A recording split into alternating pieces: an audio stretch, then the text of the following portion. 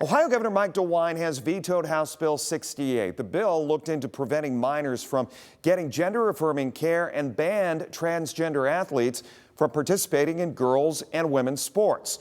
Well, today's decision was a break from members of his own party. The governor said he took his time making sure that he got a chance to hear from both sides of the debate, but ultimately deciding with the families impacted by these life decisions. These are gut-wrenching decisions.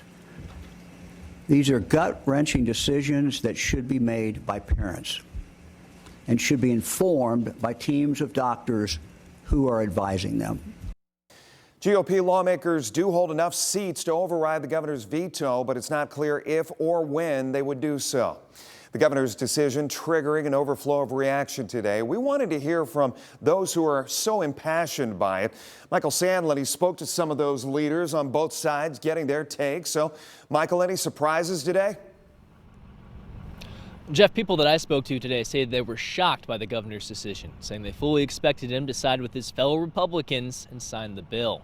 LGBTQ leaders here in town say this is one of the few times they get to meet the governor eye to eye on an issue. And Republican leaders say they plan on moving forward with or without the governor.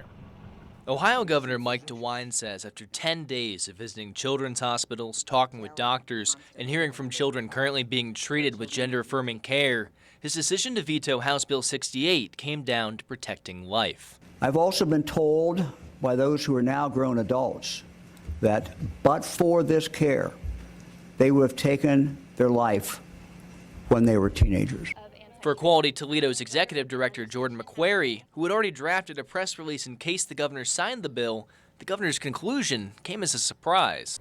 Oh, I was kind of shocked, but also really excited. I think this marks a turning point for us, at least, to see that our governor is listening to medical professionals, is listening to the families that are directly impacted. Democratic State Senator Paula Hicks Hudson echoed McQuarrie's sentiments in a statement released Friday. But Republicans in the Ohio House and Senate who fought for the bill, namely Senator Teresa Gavrone or Representative Josh Williams, they say the governor's decision was a miscalculation. Yeah, I think it's out of touch with what Ohioans want. I mean, we've looked at polls by multiple reputable sites that show that the overwhelming majority of Ohioans do not support the idea of transitioning children or allowing males to play in girls' or women's sports.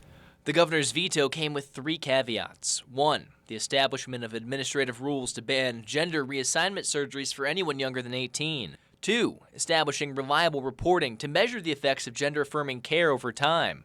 And 3, banning, quote, fly-by-night transition clinics that would offer rush treatment without adequate counseling. He's got some things that he still wants to address, but because he's willing to work with us, I think that moving forward will be a little more smooth sailing. He's trying to have his cake and eat it too, and at the same time he's also trying to pull power from the legislature and give it into the executive branch. Now the bill returns to the legislature, and Representative Williams promises the fight isn't over yet. We will have discussions in caucus about whether or not we're moving forward with a veto override, which I anticipate coming rapidly in the beginning months of 2024. When asked about the sports portion of the bill, Governor DeWine said it affects such a small number of people that his primary focus was on gender-affirming care. Recently, the director of OHSAA says as of this month, there are only 20 female athletes, transgender female athletes across the entirety of Ohio. Reporting in East Toledo, I'm Michael Sandlin for WTOL.